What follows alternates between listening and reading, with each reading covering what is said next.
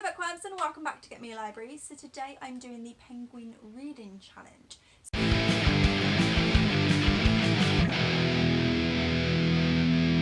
So the reason I'm still doing it in December is because I wanted to know what to do, I wanted to know what the challenge was, and I was ready today to film and I didn't want to forget. And who knows if they were going to do a completely different format, so I thought, why not just stick with the one that they've got.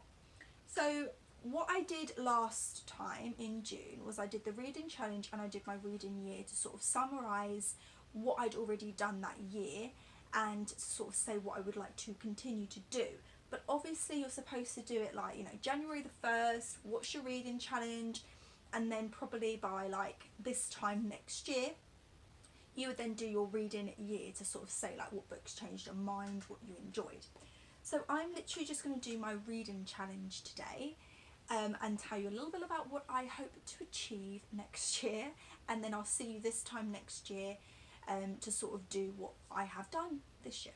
The question is, I would like to read more, so I would like to read more fantasy books, thrillers and retellings. So I'd already put on there before the retellings and the fantasy books, however I've decided to keep them on there because it's still something that I love to do, but I've decided to add thrillers as well. Now it doesn't need to be a thriller like The Girl on the Train, it doesn't need to be a thriller like Killing Kate, but it needs to be a thriller that's sort of got some sort of thriller into it that isn't based necessarily on fantasy. So kind of a thriller, but not as straight up has to be completely all about a thriller. It could be a thriller book that's a retelling that's a YA fantasy book. Could get a bit of both. So we'll have to see. My goal is 30 books again. I think I've managed to achieve that, although I'm still reading the Half-Blood Prince. I'm on my 30th book.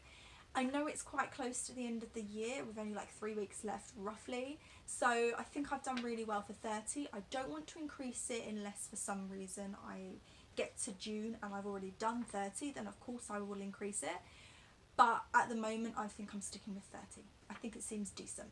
52 would be perfect, a book a week, but it's not always possible to do that, whereas some weeks you're able to do 3 books. It just depends on yourself and what your situation is at that time. My resolution, I'm sticking with the not buying books. If it's a series, like Superman is the last book in the DC Comics Icon series, I want to buy that. If Inception's book comes out again, if Alpha Girl book comes out again, I've pre-ordered a book already, I believe, for something else, which kind of counts but doesn't count.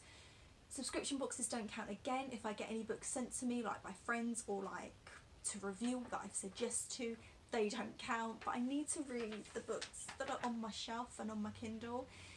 And I can't do that if I'm buying and buying and buying. So that's my resolution. And some books to read next year. Well, I want to read Throne of Glass. And I would like to reread The Looking Glass Wars. I would like to reread Percy Jackson. I would like to reread The Night School, Hex Hall. I'd like to reread A Court of Thorns and Roses. I would like to reread all of those books. And finally, my wish list, and that is Superman. I have to buy that, I have to read it, and I have to get it, and it's out this year, or next year. So thank you guys for watching, and I will link below everything so that you can fill this up yourself. Bye!